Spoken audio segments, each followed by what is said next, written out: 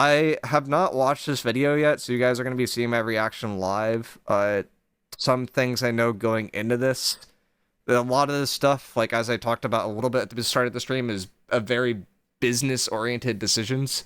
I don't know how much, like, Scott, for example, will have nothing to do with business. Katie will have nothing to do with business. They might back up the business decision because they are ultimately the fall guy, but they might not be the one saying, hey, New World needs to focus on launching on console, and we need to dedicate as many dev people as we need to do that, and don't care about the PC player base.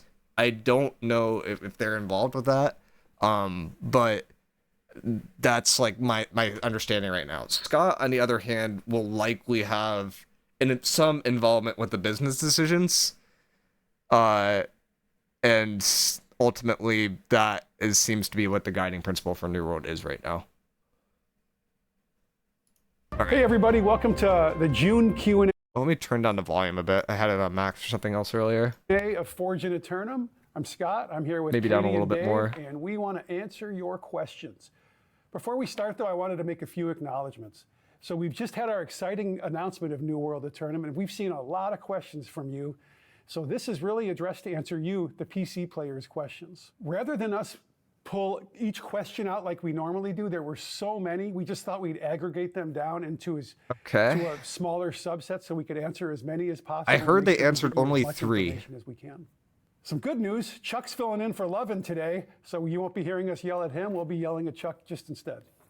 Bring him on, Chuck. No apology to start. Why aren't communications... Yeah, that's actually kind of crazy. No, that you think that you say that, Dargity. You would think that the start of this as a community QA video that is likely a little bit more addressed towards the PC market than the console market and like everything else like that, you would think that after the last week and like after the Steam reviews getting bombed, after a lot of people being upset, that they would start off with like a, hey, we hear you guys, we're sorry about the whole situation, we'll do better to improve. Like, you would think that there would be a public apology before they go into this. The fact that they didn't do that kind of says a lot in terms of them not being really forthcoming with like supporting the PC player base from the future, even, or like supporting like from a console perspective. Say that you're a new player and you're just getting in a New World, that like that shows just that they don't necessarily like, they're taking the time to do a Q&A,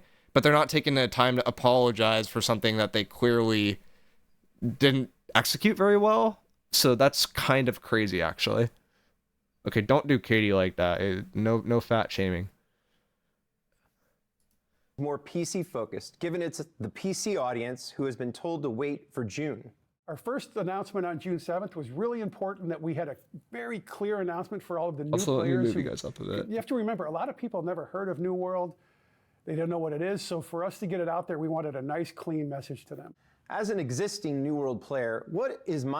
Okay, so they effectively, they're just targeting that audience that they're trying to captivate. I mean, if you think about it from like a numbers perspective, like a Steam charts thing, which, you know, Steam charts is going to show concurrent players. It's not going to show players that have played in total. For example, I was like a current player in this game for about 15 minutes in the last 3 days. So that would not show up on this, but like maybe the 24-hour like aggregate of everyone that like logged into the game once is like 50,000 people, but it says 6,000. Like, but at the end of the day, they are catering towards that new audience. They're trying to get to the point where, you know, New World is doing this again with 913,000, not having 0. Like, I get that, but like, there definitely should be some assurance that you're like, you know, maintaining stuff for your current customer base. Obviously, like if I'm a new customer and I'm looking at a studio and I hear that they don't support the player base, then I'm immediately turned off and I'm probably looking for a different game. So I understand where they're coming from that, but this video at least should have began with an apology towards the current player base, since this video clearly isn't targeting new players. It's not a targeted advertisement. People that are watching this like actually like, you know, play New World for the most part, so they definitely messed up there. PC has no players because of no content. Yeah, I mean, do we want to get into this rant now, or do we want to get to the end of the video and then get into the rant? I think we get to the end of the video and then we get into the rant towards that, but I agree. My experience on October 15th. Yeah, so I if agree, you're Crush. a current player, when this hits, you'll get all the new content if you have the Rise of the Angry Earth DLC. If you That's have good the to base know. game, So it's you free will get some effectively of for a lot what of we've done because there players, are quite a few quality of life improvements that we've included. but you won't get all the So your content experience will necessarily. be uninterrupted, your progression continues, and you continue your time in a tournament. So no one's getting their character Hopefully you'll deleted. have a That's the lot more important part players to play there. with in the world as well. That's the goal. So why console? Well, we've wanted to bring New World to console for a long time. I mean, if you've ever played it on a controller or on your couch, it just feels great. So I think it's something we've wanted to do for a long time, and I think we feel ready now. And I think, it's, like you said, it's going to bring a lot of new players to the game, which will be exciting. That's a very political way to say my hand is forced because I have the 5,000 concurrent players. But you also have to think when they've made this decision, they made this decision in September to October, right? When New World made this decision to pivot to console, I think you guys can see this if I zoom in a little bit better. They had like roughly 80,000 players, right? So New World put this out. They got 80,000 players. They're like, those aren't the numbers that we're looking for. We need to add more players. We're not captivating the player base that we once have. And they're like, okay, we're going to pivot to console. And then that's when I think the ball started getting dropped. Like, I don't think we ever should have gotten to a point where we go from 80,000 players peak concurrent. So again, likely more than that, as we talked about earlier, to like 5,000 to 6,000 players usually at the current time. Are they sure it brings in new players? It likely will. I think the motivation here is more from a business side and less from like a dev side, from what I would think. It's not just about new players, but it's about new revenue as well, right? Like every one of those new players is paying $70. Every player that they bring back that played New World before that bought an expansion is bringing in $20 to $30. It just makes more sense to go after that different audience from a business perspective, but from like a player perspective and like a dev perspective, it is very, very obstructive to just shit on your entire current player base to chase something else. So that's where I think the line is kind of weird, and I don't really know what to think about there. Thank you, Gen HD, for the T1.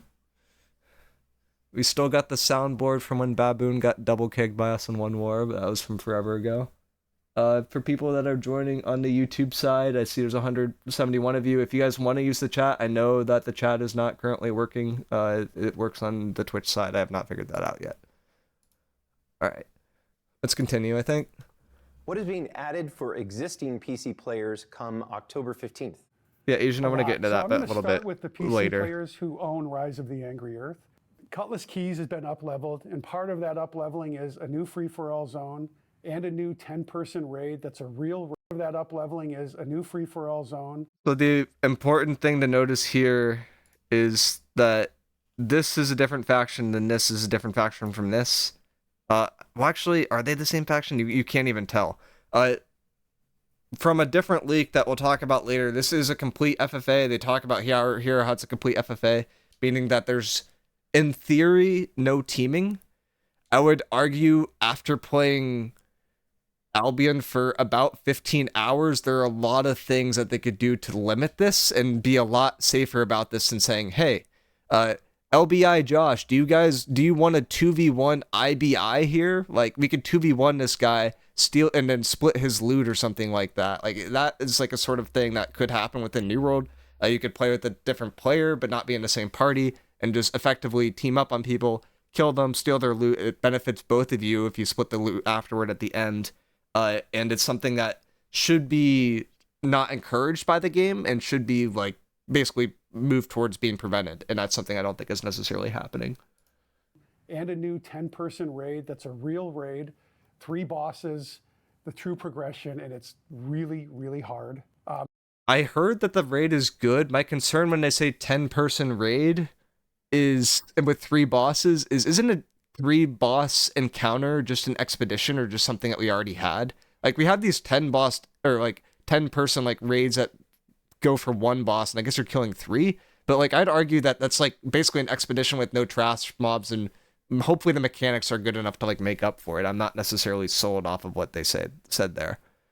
The Division Dark Zone was like that. Yeah, like Division Dark Zone, I mean, they also did that, right? Division came out after Albion. I imagine they learned that from Albion. The thing that concerns me is I don't think New World is learning from Albion, and Albion came out 4 years before New World did, and came out in 2017. So you think a game that focuses on full loop PvP with 1v1 mechanics would be like something that's like a case study, and New World's like, hey, how do we learn from this? How do we implement something like this, because this game has been so successful with the same business model, and we're basically copying it.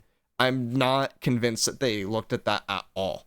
There are things like basically popping in random spots in a territory, having the ability to not recognize other players, like in Albion, instead of saying the player's name, like we just saw, like we see the player's name here, it would say Mysterious Challenger. You don't know who it is necessarily.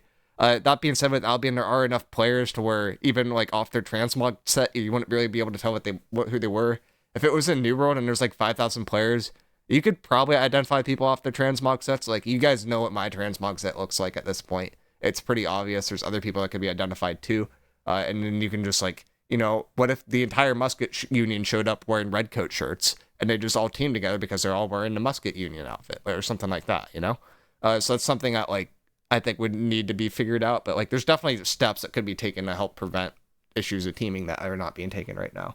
Leveling is a new free-for-all zone and a new Admit it, 10-person but raid that's a my real company is raid, already planning on how to 3 control that bosses, zone true as a team in progression. FFA. It's really, If they don't really have hard. good countermeasures They're in place, gonna it'll be get rough. a I'm whole sure there are new other companies like mine. entry-level Oh, 100%. experience. I think a Everyone's lot gonna of get people will be this. doing that. A new Fatui. Scott The doesn't story even is know gonna Albion modify the exists, Destiny not an MMO characters to player, the takes his beach. experience But from how we wrestling tell the games. story is going to be vastly improved. We've had an enhanced dialogue system, which is basically cinematic cameras that zoom way in. You'll actually see yourself in the conversation with the NPCs.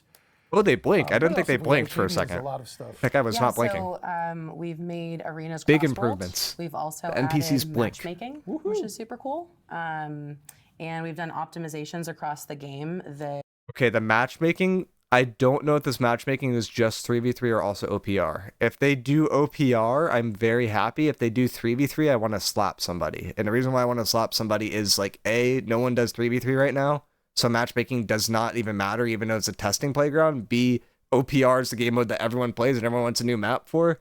And that needs to be balanced in terms of at least having healers balance in each team. Like, that's the minimum without even like looking at like a matchmaker rating or like matchmaking as they call it. But like that at least needs to be looked at. PC players are going to It's just get to benefit 3v3. from, I which hope think is not. great. Dave is I have heard it's Your only score? 3v3, but I really hope Scoring. not. Did you mention solo trials? So, Did not. So Let 'em we get it have these working first for amazing 3v3 solo first and trials that you get OPR. throughout the MSQ experience, but like you experience them once, and they're like, man, I wish I could do that over. Yeah, Well, we've these are got really it. cool. Now we've If made you it guys an have done endgame a new experience story, for these are solo very players. fun. You can do 3 a day. You get cool rewards. You get to see these cool fights again. The question here is, why is it only 3 a day? I'm happy they let you redo them. I hope that they scale them up to your level and have drops that are similar to what the difficulty should be for your level. But the 3 a day thing just like comes back to like the whole argument of like keys and this whole thing at New World had at launch where no one did an activity because it was like too hard to do it, or like it was just not accessible. Like, I think people would rather do more than 3 a day. Like, if I'm, say, like, I'm a dad that plays New World. I can't play during the week because I have to take care of my kids, and then I come home on the weekends. On the weekends, I have a little bit of time to play New World. Say I really like this mode. I do not want to only be able to play 3 if I can only play on the weekends. Like, that's not fun. Like, you want to be able to do as much as you want to be able to do, and I don't understand why you'd not be able to do that. 3 a day is not repeatable. It's basically time gated again. They never learn. Yeah, it's like the time gated stuff I don't really like. I understand why they're doing it, but it pains me. And I think the reason why they're doing that is because they know they don't have content and they have to force a time gate to kind of extend the content. Like, I don't really know of another reason why they would do that. I'm a New World dad and I work like 50 hours. Yeah, like if you don't have time to do it during the week, you want to be able to do it during the weekend. Like, that should be common sense, you know? Like, even I, like, it's not a dad. Like, I don't think I would have, like, I don't have a ton of time during the week. I got more time than other people. I can play Wars for, like, 2 or 3 hours a day. But I don't usually stream for more than 3 hours back to back. Like, I don't have time for that. I have other stuff I need to do. So, like anyone with commitments that, like, is, like, their audience at this point, like, they're clearly targeting an older audience. If you're going to target an older audience, you would expect to give them the respect to be able to do as much or as little as they want because their schedule might not be as flexible as a younger audience. do a weekly cap if you must. Yeah, like that would be a much better system, right? Like three a week is a much worse system than 21, or sorry, 3 per day is a much worse system than 21 per week. 21 per week would allow people with busier schedules to be able to do this on a weekend, and it would effectively bring in the same metric that the devs like wanted there in terms of limiting it. So I'm like confused why you would limit it on terms of a daily. I guess they're trying to get people to log in every day to like, you know, boost this number. I feel like they're forcing that though. That requires common sense. My bad. They're up leveled so that they are true end game. I think it's going to be super exciting. And Katie mentioned performance improvements. I want to make sure we're really clear. There's going to be a lot of performance improvements for the PC players, a lot. And a lot of quality of life improvements, especially for the PC players who are using a gamepad now. But across the board, you'll see them. Does he not know what a controller is? Or am I crazy that he called that a gamepad? This is the guy that worked on like PlayStation and Xbox games for every single step of his career, every single game except for New World, and he called it a gamepad. But I guess gamepad's generic. I don't know, it feels weird to say gamepad and not controller, but okay. I'm being kind of nitpicky there. That was really boomer lingo? So many changes, okay. I'm sure we're forgetting some, but we're going to have a graphic that shows you all of those here. Fucking Super Why is New Nintendo. World Eternum called an ARPG and not an MMORPG? Well, you can still play Eternum the way you've always played it, but because of all of the changes we've done to the storytelling, the way we tell the story, because of the way our camera and combat and navigation work through the world, we feel like, you know, we're across so many genres, but this pushes us solidly into the ARPG, which is a little more well-known on console. Yeah, this is a marketing thing. Like MMOs are traditionally not super popular on console. ARPGs are. It makes sense to me. I don't really have a problem with it. I understand some people have a problem with it. There's definitely an argument that like all games have a different blend of styles. Like just like how I will happily call Destiny an MMO-like game, a lot of people would not call Destiny an MMO, but Destiny classifies himself as an MMO at this point. New World's classing himself as an ARPG, but could be classified as an MMO. Like, end of the day, you're just describing how a game functions. It's not necessarily a bucket that everything fits into. Can't let Dave speak or you'll see the pain in his face. Yeah, I mean, you already could see the pain in his face. Look at Dave. This is why I love Dave. He already like kind of like this is happier than Dave normally is, but like you could tell Dave's a little bit stressed out. No, you can't trust someone who calls a controller a gamepad, especially if they're from NA. Only acceptable to call it a gamepad if you're a European. Should have just been better explained it in the previous. Should have just been better explaining it in the previous 2 videos. Yeah, 100%. They were.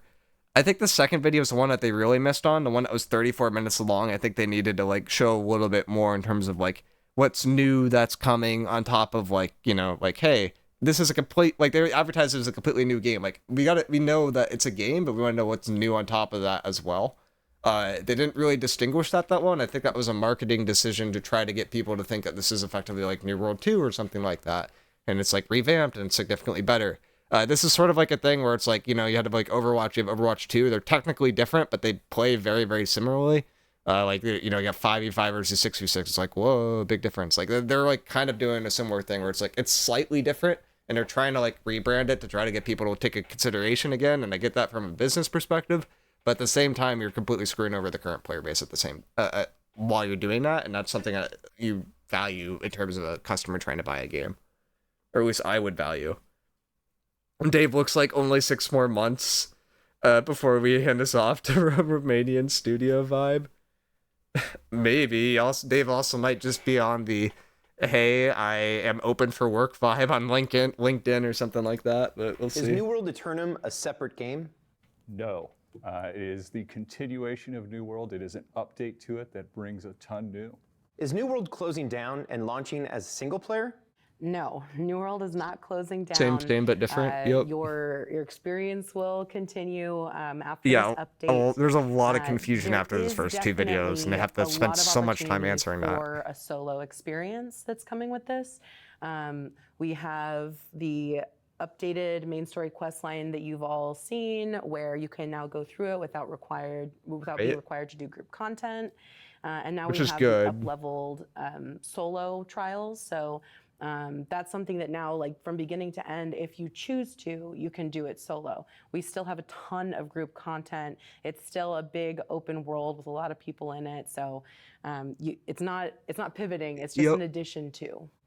This is something that like I think I changed my mind about in the last 24 to 48 hours after playing Albion for 3 days or 15 hours as like mostly a solo. It is, I think you do need the solo content to some extent, but it has to be done right. And what the way that they're doing solo content at the end game, I don't think is being done right.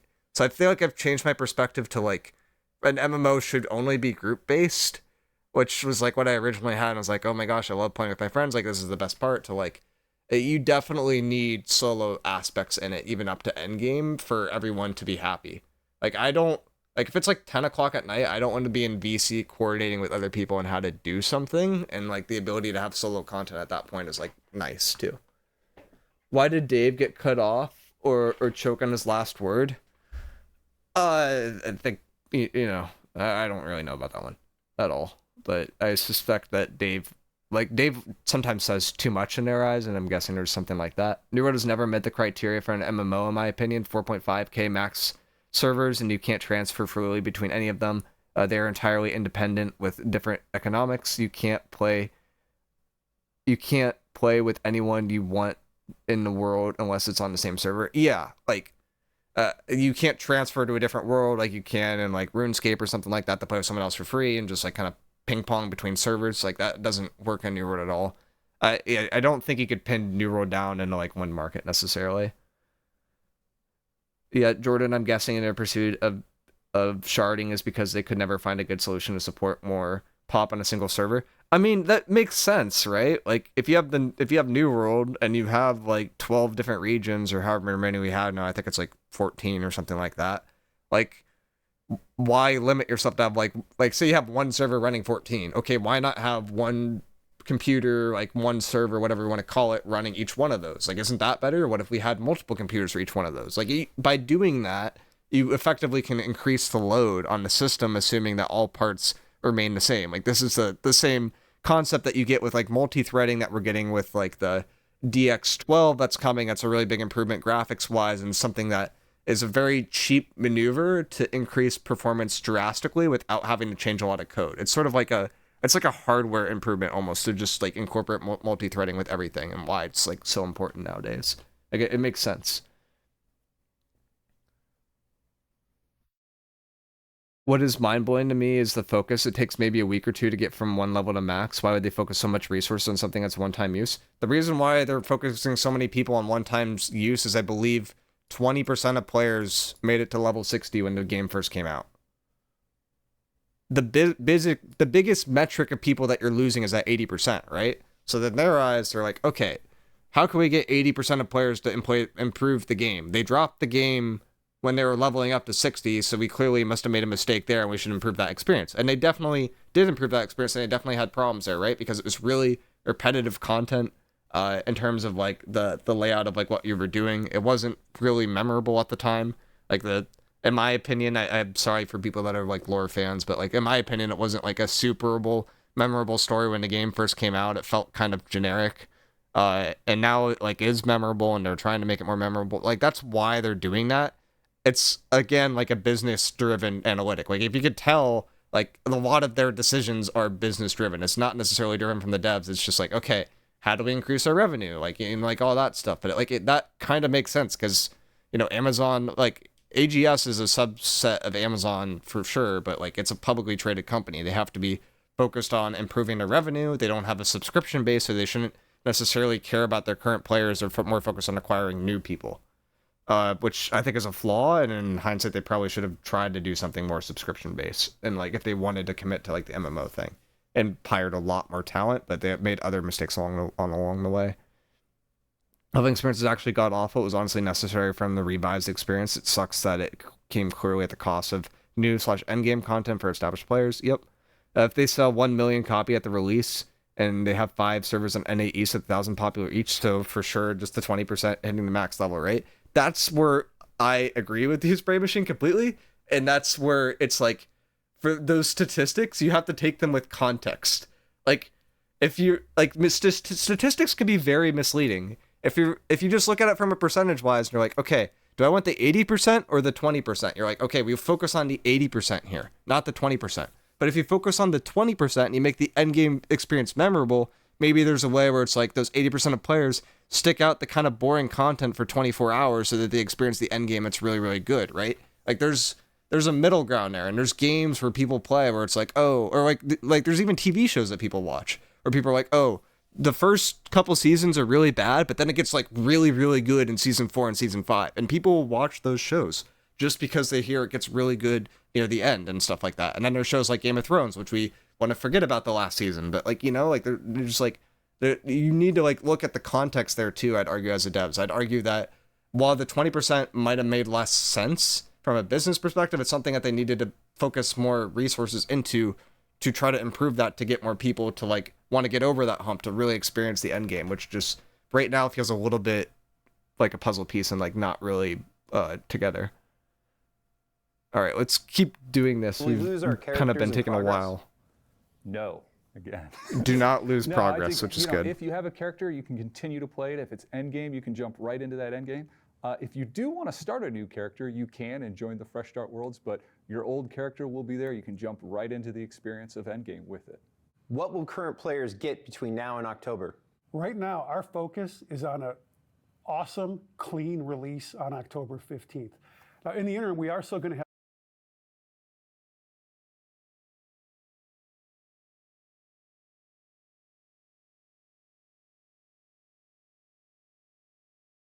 Yeah.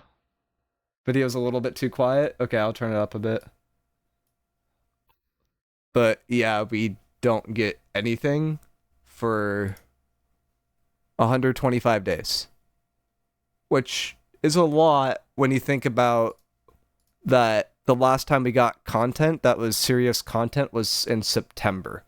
So they're actually making us wait over an entire year before they release new content to the same game, on top of a premise of basically for the last 6 months being like, okay, just wait a bit, there's going to be content, it's going to be really good, just got to wait for this announcement. We're like, we're already waiting at 6 months for that because there was no new content.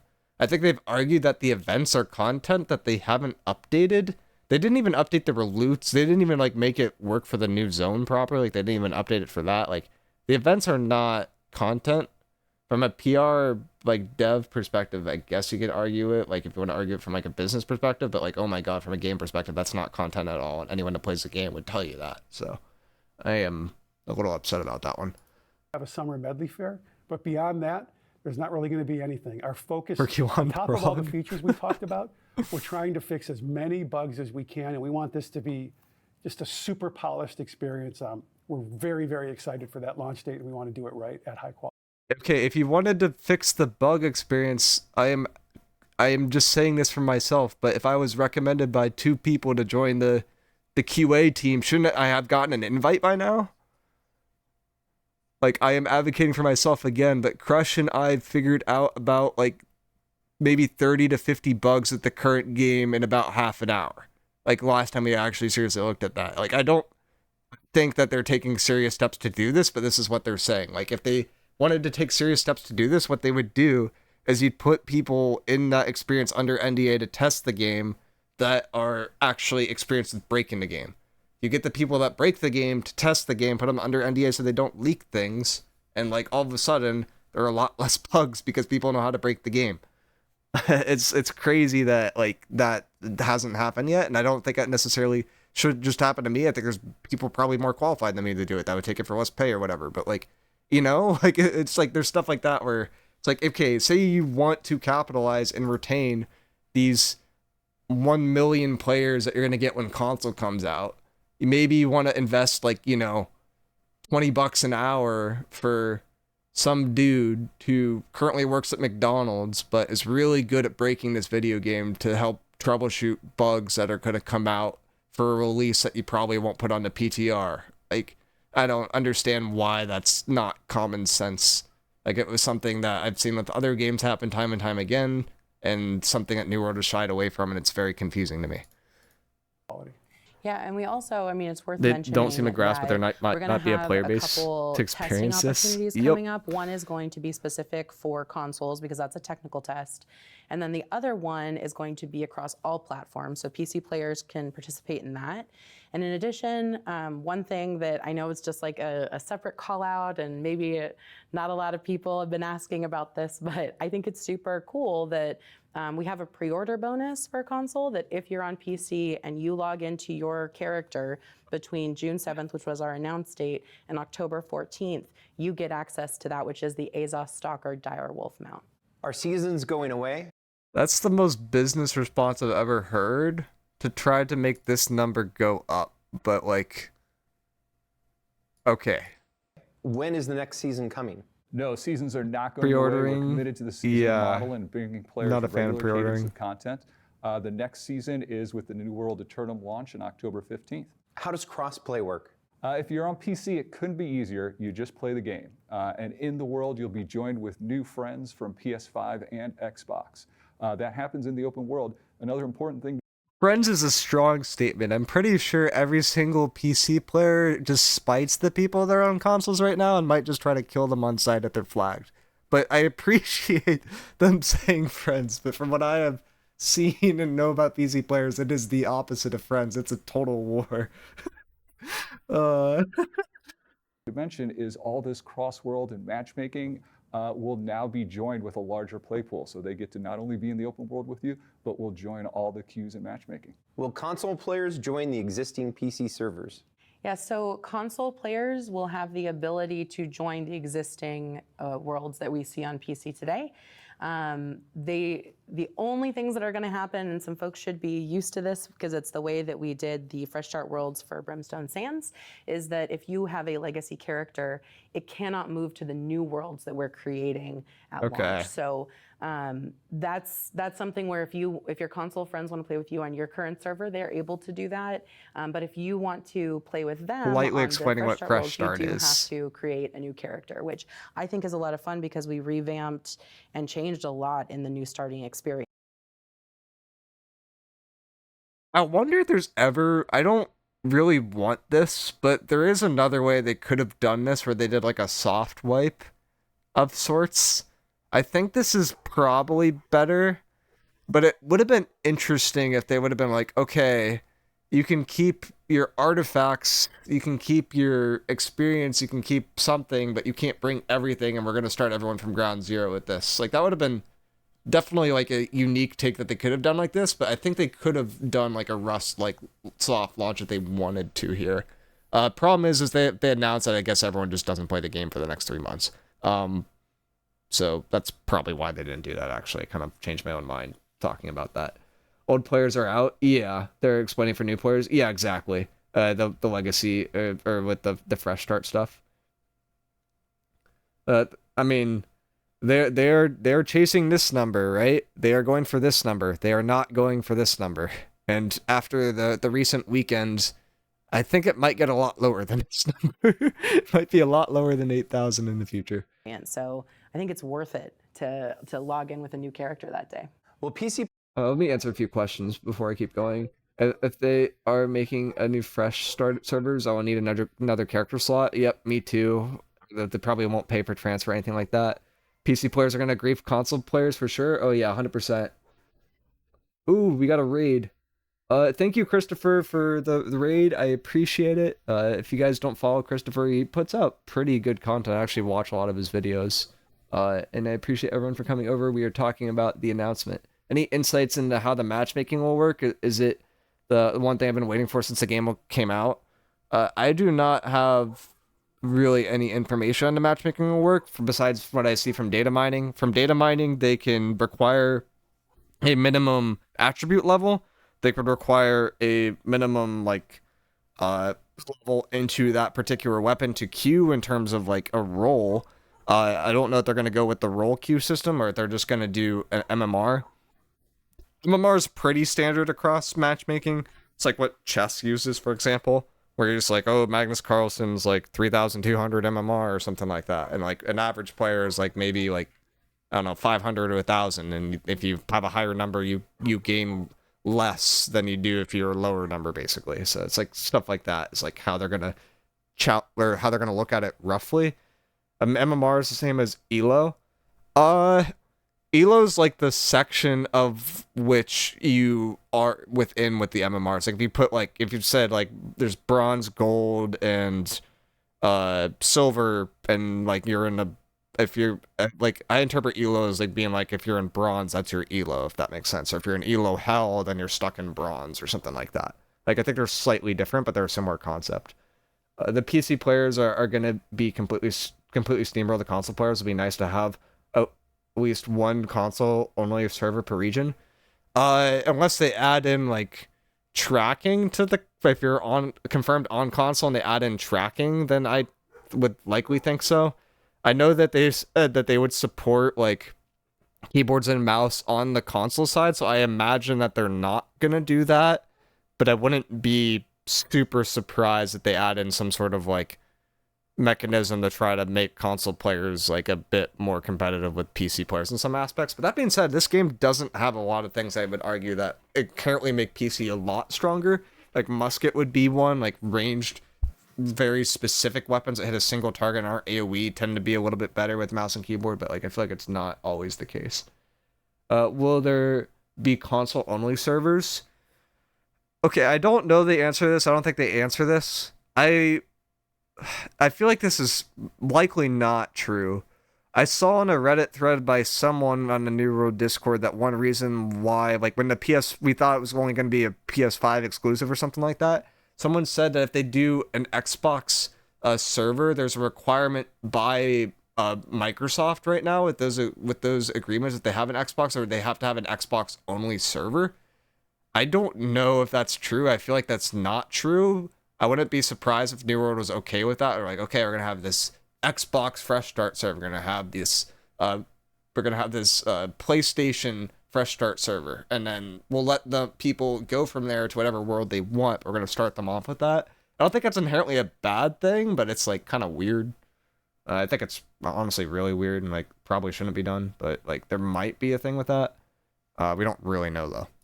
Players who only have the base game and not Rise of the Angry Earth expansion still be able to play after October?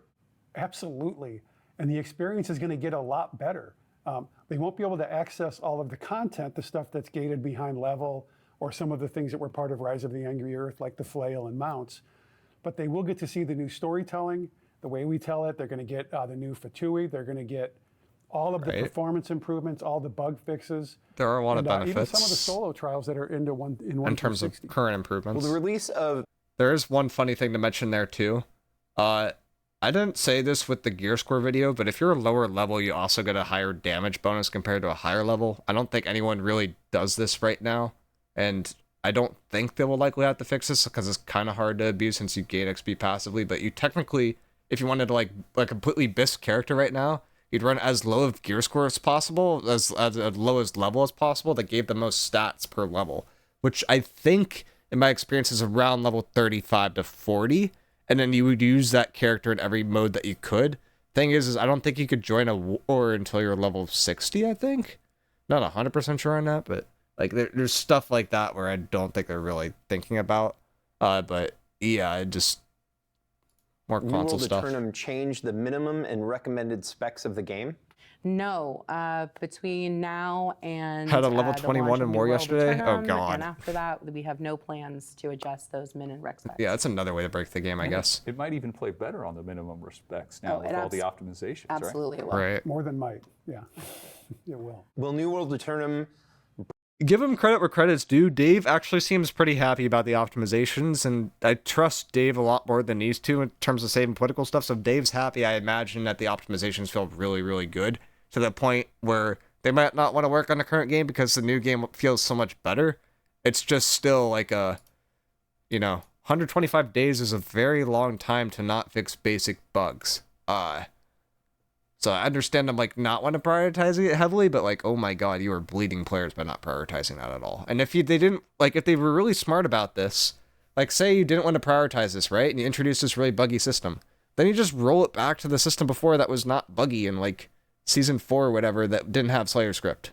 Like, I don't understand why that's such a hard decision. Like, if this is buggy now, it wasn't buggy then, you just go back, you focus all your dev resources on the future, and you don't have to worry about the past. Like, I feel like that's intuitive to me, and I'm surprised why they didn't really think about that at all. But a level 60 would be better than level 65. Yeah, level 60 technically could be better than level 65. With the current combat system and how they balance things, a level 60 will just be better than level 65. I think they're going to work on that. I'm not sure if they're going to adjust the level thing, though. But yeah, I still wish they would look back at the PC game. Bring DirectX 12 to the game? Yes, we're very excited to bring DirectX 12 with all the work we've been doing on console. It now can come to PC and bring enhanced rendering for everyone. It shows how Will bad the their non-Eternum version of the game setup is and continue to must have receive issues new with rollback content? code. Yep. Yeah, so I mean, first off, there is going to be no non-Eternum version of the game. On October 15th, we're all playing Eternum. It's a rebrand. It's not a complete new game. It's a rebrand. That's like the important thing to distinguish that they never clarify here. I think what we're talking about is the base game. And so for the base game, you'll continue receiving updates. You'll get access to our quality of life improvements, seasonal events, things like that. I will say, Important note, I don't think console players can buy just the base game. I think they can only buy the combined game with the DLC. But PC players can continue to play the base game. Which is a little weird. But it makes sense because they're coming in at a $60 price point, and the base game itself is probably worth like $10 to $20 at this point. Even the 60 is kind of a stretch, to be honest. Like, it probably should be 40 to 50. Like, the $60 price point is a little bit below AAA nowadays. Like, I think AAA is established at $70, but I don't think this game, even with the DLC, is worth 60. I think it's closer to 40 to 50. It should be 40. 60 is insane. Yeah. that in order to like really experience the best version of this game, like the ultimate version of this game, that's what you get with the Rise of the Angry Earth DLC as part of Eternum. If I don't have the Rise of the Angry Earth expansion, will I still get the pre-order bonus? So this is a pretty interesting one because when you log in, you get an entitlement On Game to Pass, that that would probably pre-order bring a bonus to the giant influx AVOS of players. stalker. But if you don't have Rise, That's a really good point that I forgot about, because Xbox has a Game Pass, right? Where they put out a bunch of free games. Do we? Like, and they rotate? It'd be really interesting if they put New World on that. Are they putting out Power World on it now? Oh no, this is just a different Power World thing. Power World has an update coming out, by the way, where they're adding PvP to the game, which, oh my god, that is going to be wild when that happens. But, you know, there's a bunch of, like, free games you get access on Game Pass for a bit, and then they rotate on. And it would be interesting if they added New World to that, or were able to get New World added to that for a little bit.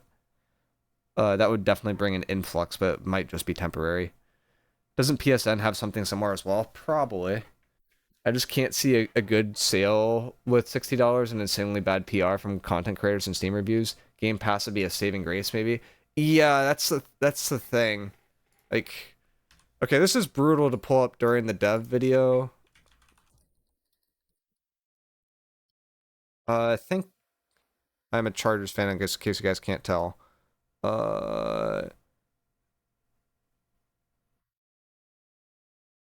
I don't think the video is quite in here yet. Let me look through his recent videos and Asmongold clips, because this one had a lot higher views than the last New World one. Also, he gets, yeah, like 800k views, right? And I'm pretty sure our dev video only got like maybe 40 to 50k. So like, Asmongold shitting on the game publicly is worth about 16 times more from a YouTube viewer perspective than New World's PR update that they're like paying people for. So I don't think it really matters. It's at 40k? Yeah. I mean, Los Angeles Ravens. Yeah, pretty much. That's good. But yeah, I don't think they could really save the PR completely. Maybe there'll be people under a rock that try it anyway, or maybe there's people that are like publicly bashing New World right now, but like actually try it later. of the Angry Earth, you can't access mounts, Console which players is don't know what what Steam that is. goes through. True. So if you do But like purchase most people know what the New Rise World of the is in Angry terms Earth of rep. DLC after you've logged in after a while, you will get that pre-order bonus because it's attached to your account. Will New World Okay. Eternum continue to receive regular updates after its release on October 15th? It sure will. It will? Last year hasn't had a single update. I really hope it will, but if history is a teacher, then like we are not gonna get much content after the update. For all we know, this is a cash and grab where AGS gets the console players to play the game and then they just dip in 3 months. Like from a player perspective, that trust is completely destroyed and it would not be repaired unless there is an outline with what content they plan to release when and where. Which is just a roadmap, which they've done in the past and didn't do for the last year for some reason. Like, it's literally just... I don't think that they could say this without putting out a roadmap and to make people happy. It's like, it's not possible. We're going to get back onto our regular seasonal cadence. And, you know, we're always working toward our next piece of large content. So it's all in the works. Will New World Eternum support Even failed to meet the cross-progression roadmap between expectations? PC Yep. and consoles? No, we don't support cross progression between the consoles and PC. We only So what this means from someone that doesn't, like, from, if you don't know what cross progression means, this isn't a question of, hey, if I have the game on PC and I want to play the game on console, could I do that and, like, not have to switch over? You will not be able to do that. You technically could just plug in a controller to your PC, but, like, this is bad from a player perspective, and, like, it seems bad to me. Like, say again, like, go with the hypothetical situation. I am a dad that just got home from a long day of work and my chair is not very comfortable, but the couch is comfortable and I bought the game on PC. I should be able to play the game at my PC on the chair, or if I want to, like maybe just go lie down on the couch, play the game there, and just go cut some trees down or something. Like it can be a little bit more casual. And the fact that they aren't supporting that at launch kind of shows the limitedness in terms of like how confident they feel about the console and PC coexistence. I think if they were really confident about that whole system working well, they would easily be able to promise this at launch, and it's something that inherently makes sense to me. It also is like one of those things where it's like, say you like, this doesn't necessarily mean that you wouldn't have to buy the game twice, but like the fact that like your progression couldn't be transferred over between PC and console is a little crazy. That's like a cloud issue, like a back-end issue, and one that I'm surprised it didn't try to solve, but it seems like they have that cloud team like very busy on this shard system, so maybe they're just focusing all their resources on development towards the shard system and not towards this kind of cross-world progression. Your character is stored server side. How is it that you can't support that? That means that they have some cluttery in place to make it work. Quadrigy? Yeah, I mean it should be supported, right? Like a cloud team should be able to make this work. The reason why you wouldn't be able to support that is because your project manager didn't deem that to be an important enough thing to focus on. But to me, that's a very important thing to focus on. And if you've had a year to develop this without necessarily having to develop new content, calling AGS kind of out on some of the BS here, then this should have been something that was brought up and something that was tested and, you know, made to work. Like, it's not super excusable, in my opinion. Played New World in the Goon Cave. Yep. You can play a Steam Deck. Yeah, you can. That is a workaround, but it should still be an option to play with other things. In my opinion, like that data should be able to be transferred across. Like, say you had to make a New World account or something like that, or you had to log in with your imagine you log in with like your Amazon account and it just like links the New World stuff like through that for some reason. Like that would be kind of creepy, but like, you know, like something like that, and like it should be able to be transferred across, in my opinion. I wonder what would happen if you bought the game on both PC and console. Can you see the Steam on console? I'm old, remember? Yeah, if you no, like you won't be able to like see your other person unless they're both on at the same time. Like I don't think you technically could be logged in at the same time on both things. It would be kind of funny if someone did that, but they're like IP banned. But I don't think AGS does IP bans. I think they do hardware oriented things.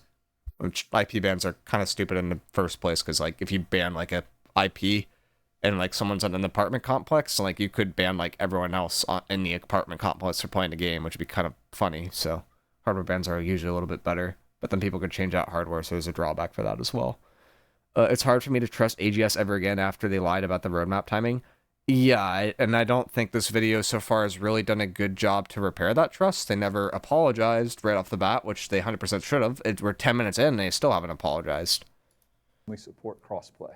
Where's the roadmap? I know this is the most asked question, and we are really happy we're here to answer it. So between now and October 15th, we're going to release the Summer Medley Fair, and there might be a couple minor patches coming out around problems.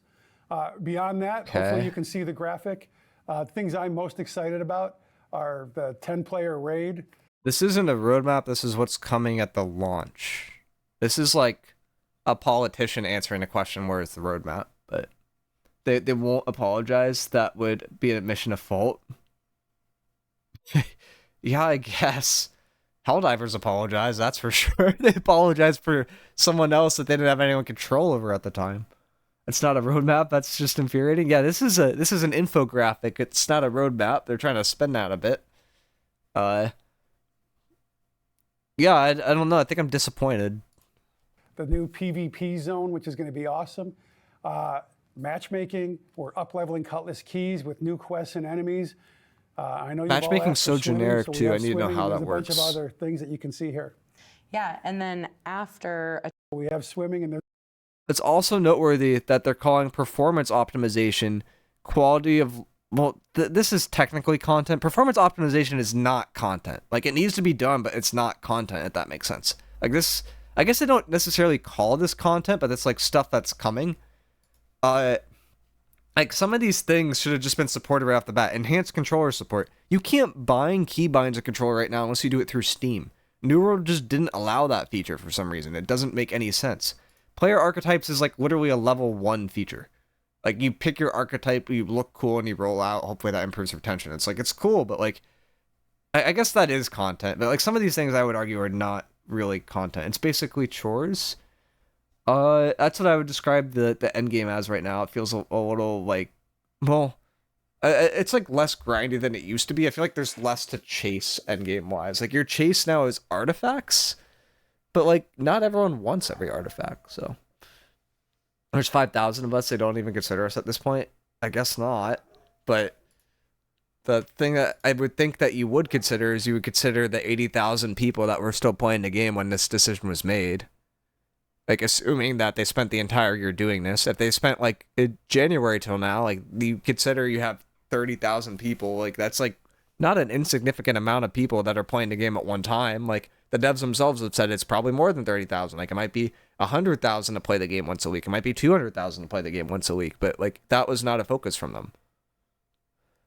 There's a lot of backup stuff that should be done, not framed as content. Yep, the decision was made even further back than that. I mean, yeah, if it was made further back than that, like, think of it like over here, like, oh, we have 140,000. Or, like, maybe at a certain point, they're like, oh, we have 20,000. We'll release a new expansion, but we'll commit to this. Like, I'm just surprised that they went for such a long content route to the point where they basically soft-killed the game.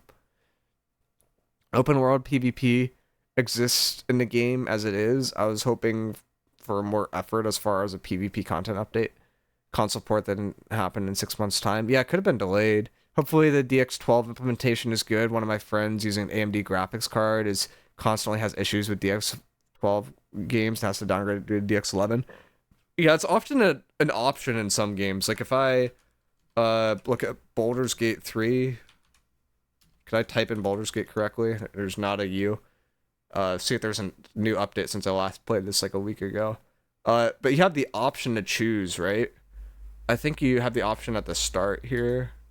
If I do get started, skip.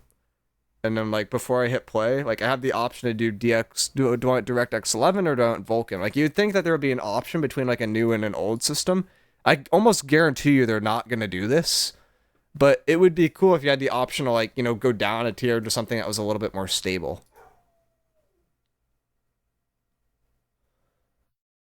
What kills me is that this update wouldn't be nearly as bad if they didn't act like it was going to be part of a huge change for PC players. Yeah, 100%, because they said that there would be content coming, and they were very vague about it, but that content was specifically aimed towards console players, not PC. It was, like, completely deceptive. Like the content that they are claiming to add to PC wise, like gear score increase is not really content. Matchmaking is content if they do it well. A cross-world arenas should have been done ages ago. That's not content. That's like actually incredible that they haven't done that at this point. Updated leveling doesn't matter if you're already max level. Performance optimization, I would argue, as content from a player who's played it for a long time, but like it's kind of annoying that they're calling it content. Balance updates is like content, but it's something that should be done like every month. It's crazy that they haven't done that. I think the reason they haven't done that's because of bugs, but like it's kind of ridiculous at this point that they haven't shaken up the meta at all. Combat improvements, staggering PvE enemies, that's not content at all. That's nothing. That does not matter at all. It makes you feel more powerful, I guess, but it's like, really? Swimming is technically content, but like it makes me not very happy about that. DX12 is like really, really good. Controller support is nice, but it's something that should have been done. And all this other stuff doesn't really apply, right? Like the only other things that apply are raid, which we think is probably not going to be an insane thing. The PvP zone, and I guess the repeatable endgame soul trials is solo content. It's just like less exciting, I would argue, than these other things, but the way they're implementing it. So like for the span of a year, they're delivering, according to their list, I would argue about 8 things for PC players. I would argue that these 8 things for PC players probably should have taken like 3 months worth of actual development time. And it's crazy that they've taken this long for it. Like the 10-player raid, like that's basically the equivalent of putting out an expedition. They've done expeditions in the span of 3 to 6 months. It's not super, super hard. The new PvP zone is literally just making people auto-flag in an area, maybe adding in like a new system or 2 that we'll talk about. Like that's not very hard. The repeatable endgame soul trials should have been done in the first place, and the fact that it wasn't was a major oversight. They just make shit up. I mean, yeah. They don't have anything to deliver. It's like you show up to your senior project and you like completely failed, and it's like, okay, what did we actually make? Like say that your senior project was to how do we I have a good example. Say your senior project was to make a solar panel, because this is actually a real world thing, and you weren't able to create a solar panel, but you're able to create something really, really cheap that acted as a fence, and then you advertise that you created a fence. Like that's something that's happened in the real world in terms of trying to just pumping out too many solar panels. And it's like people are repurposing stuff, and that's what AGS is doing here. Like they're repurposing their update as content when it's not actually content. Like this is complete marketing stuff. It doesn't matter. Regarding soul trials, is it 3 soul trials a day, or 3 of each soul trial a day? It is 3 from likely an RNG system per day, from what they are saying, which is crazy. Like you would think it would be a lot more than that, but they're trying to actually make it content, so they're trying to slow down the point of like, or slow down the amount that people are able to repeat it, I guess. Also remember that part of the bug letting 20 people at dungeons already? Oh yeah, the raid in the dungeons thing was really, really funny when that happened.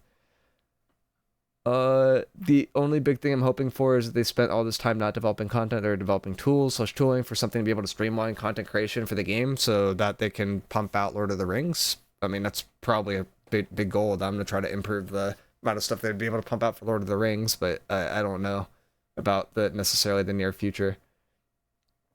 What are the odds they haven't even started working on some of the promised stuff like matchmaking, and that's why they're super vague on it?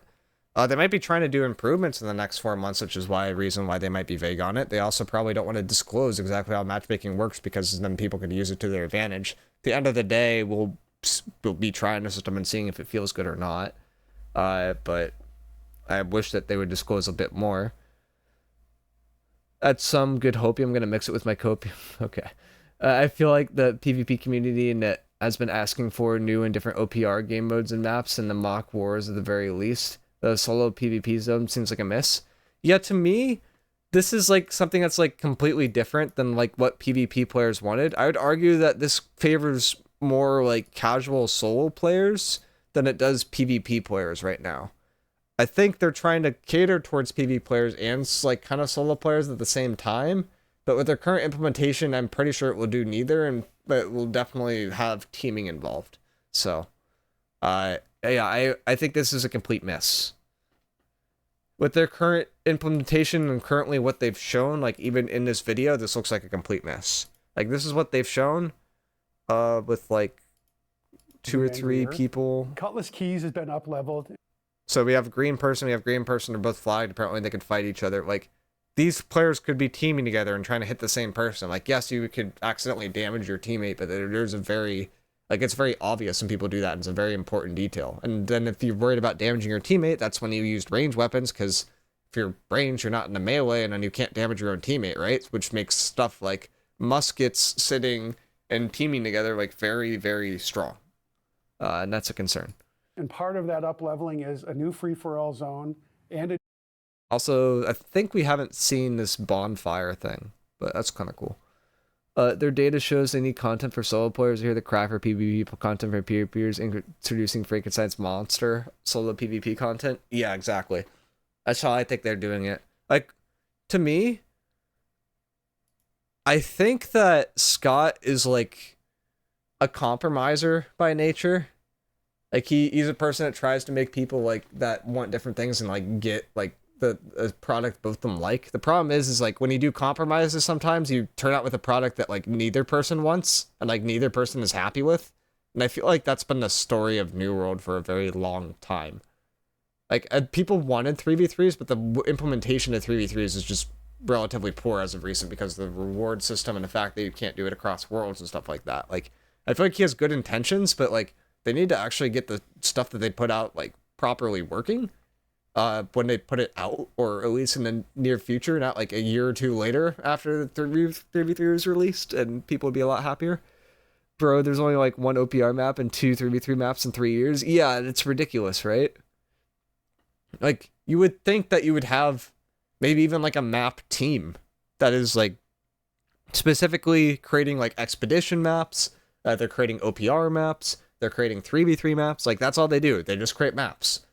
Like, you would think that someone would be able to like just design those systems, but it's seems like it's something that's not been focused on. Instead, they've been like trying to rework entire zones. They're like, okay, next 3 months we're gonna make Cutlass Keys look completely different, and that's what they do. And that's it. They don't, and you interact in like that zone for like maybe 3 or 4 hours, and that's it. Like, for some zones, like Elysian Wilds, I think people have spent like maybe a maximum of maybe 100 hours in that zone, and then they kind of moved on because there wasn't too much content focused in that zone at the time. So at least the solo thing will hopefully focus more content in the zone, but I don't know. They did end up they did end up the video with the Dozy saying that the roadmap will be for 2025, or Doozy. Ooh, okay, let me swimming. get So there we have then. swimming, and there's a bunch of other things that you can see here. Yeah, and then after Eternum launches, we will be able to put out the 2025 roadmap. So super excited for that. Hey, thank you very much for the questions. We appreciate the passion. Dave and Katie, thank you so much for answering them with me. To all the players, we will see you in Eternum. It's crazy that they didn't apologize. That's so crazy to me. Oh, they took like the PR dumpster fire and they're like ignored that it happened. Honestly, I feel like at this point they do kind of have to full send it, but like, oh my god, they really did that. It's so funny. Call it what it is. It's scummy. It is. It is scummy. It's just like, it's so outrageous that it's like hilarious, you know? It's like with politicians nowadays, I'm not gonna say if you're pro or against one another. It's very common for politicians nowadays, either side that you're on from to say one thing, like at one point, and then like 2 or 3 years later say that they didn't actually say that when it's like even on video. And there's stuff like that where it's like, oh my god, like really? Like, it's like you're gonna be scummy to that level? Like, there's stuff that was said in here that they said that they would like deliver a roadmap this year, and they just don't acknowledge it and stuff like that. It's like, it's crazy. Like, they said that they deliver content for the PC players and they cared about the current player base, and they clearly do not. Like, their actions speak louder than words